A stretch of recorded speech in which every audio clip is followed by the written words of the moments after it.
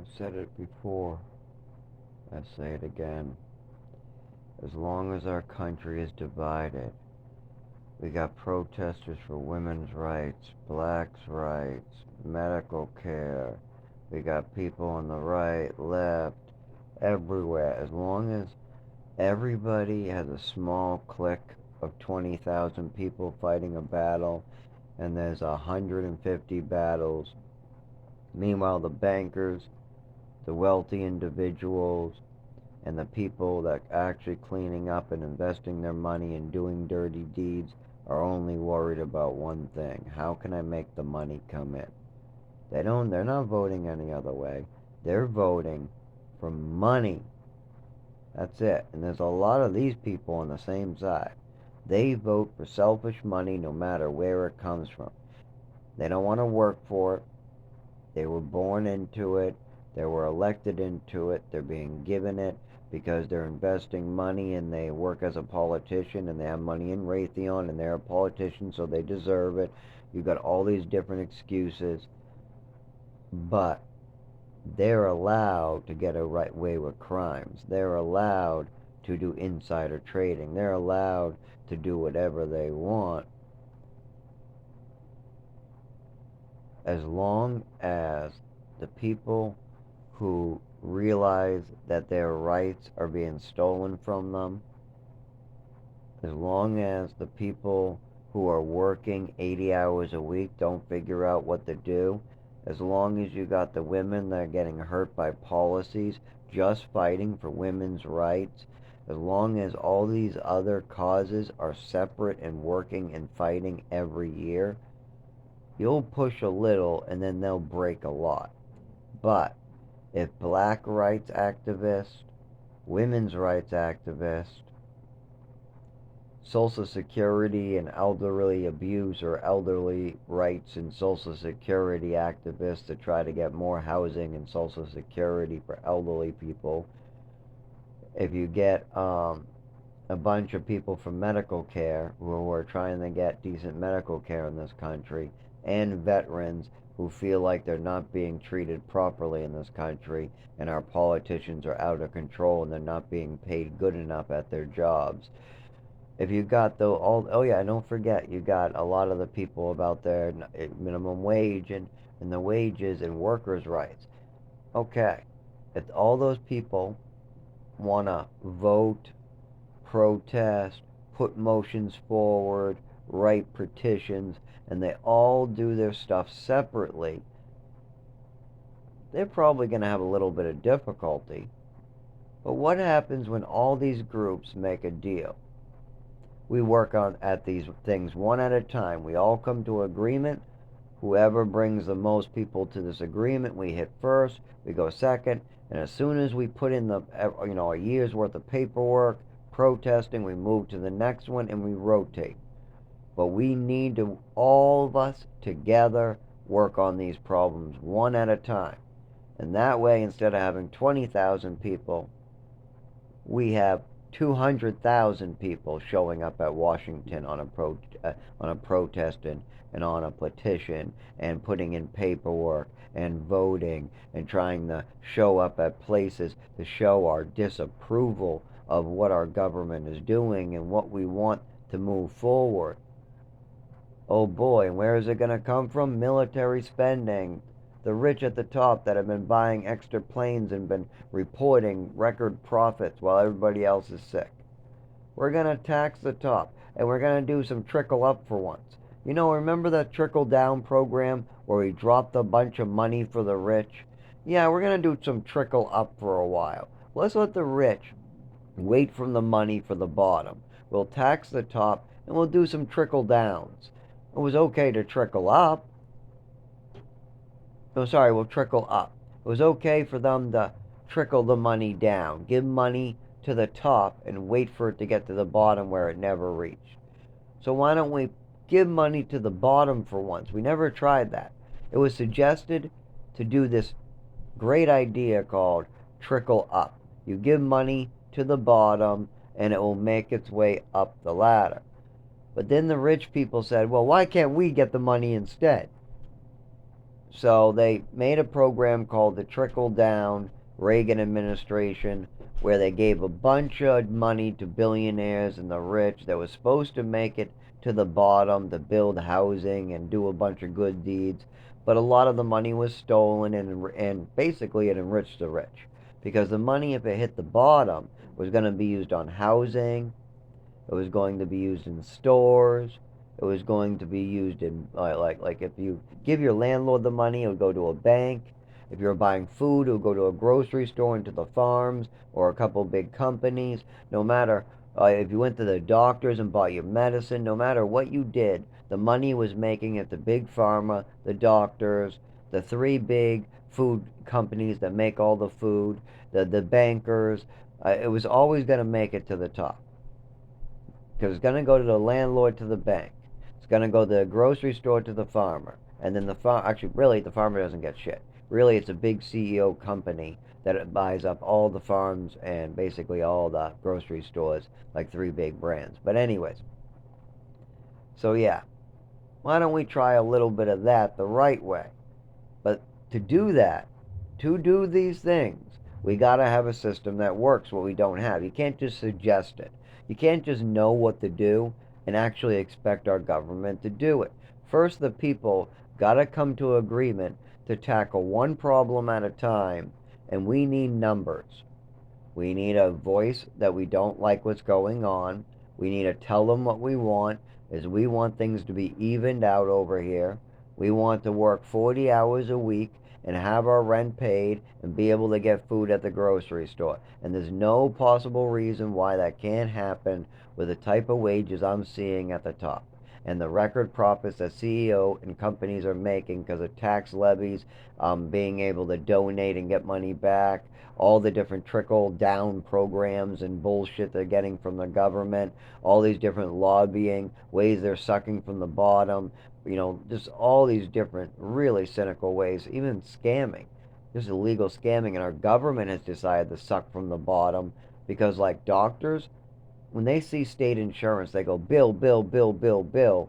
Then the state has to make up that money. So then the state goes to try to go bill, bill, bill the people at the bottom. Let's make up a bunch of shitty bullshit laws and we'll try to put innocent people walking down the street in jail. We'll try to ticket them when it's really they're not even going through a light. We'll try to come up with as much. We even tell cops, just make stops. Say there's stop signs. Just make those 100 stops. We need the money. And they need the money because somebody at the top is sucking the system like a doctor. So you got the system designed to get the bottom hurt and used up, spit out. You got single mothers. They're the ones I feel the worst for.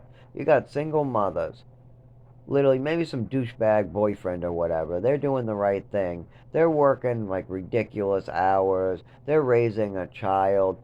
They're trying to find a husband or somebody for this child, and they're just not fucking making it. They have to choose between heat. They're not getting any medical care. I mean, it's just terrible. Now, luckily, some people do care about single mothers, so the mercy effect sometimes helps.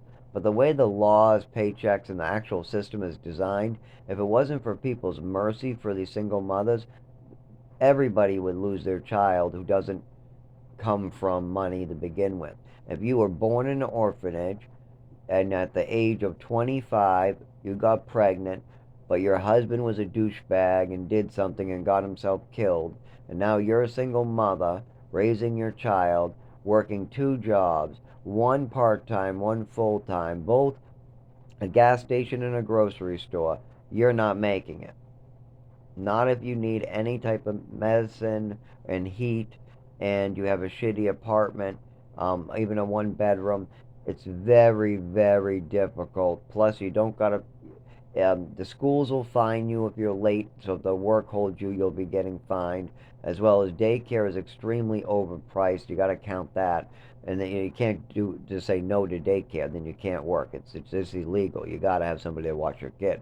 So there's just a lot of systematic failures here, and it's not because the single mother is working 80 hours and literally dying and killing herself because the system is falling apart around her. Definitely not. I mean, these mothers are taking Adderall, uppers, they're taking Xanax to keep the anxiety away. They're doing whatever they can go to keep going. Go, go, go, go, go, go, go. I'm like, oh my God. And these aren't regular ADHD. This is regular people. When they go home, they just pass the fuck out. They play with their kid and tell them, come in the bed to play with me. I'm exhausted. Just come, no, no, come in the bed with mommy. I'm like, oh my God, these people are so tired. These people are so freaking tired. And then me, you got me. I'm not even, when I work, I just get injured to death. I can't get any health care. And goddamn, my childhood is a nightmare that nobody wants to fucking deal with. And everybody sees it. Everybody can clearly see what was wrong all the way up and down my childhood. The only person that wouldn't believe it is my father because he doesn't want to. He's seen, my mother's even said right in front of him, I think it's okay to give him extra medication as a punishment. I have given him extra medication, so what? So what, he can't move, so what, he has just a lot of real crazy shit that my father must know means that she was harming a child. But unless he was just whistling Dixie in La La Land right in front of her, or me, and his daughter, and my daughter, and her daughter's husband. And I mean daughter, I mean his 50-year-old daughter at the time, or 40 something, or whatever. Well, at the time, I think, actually, I was so young, probably 40s. Yeah.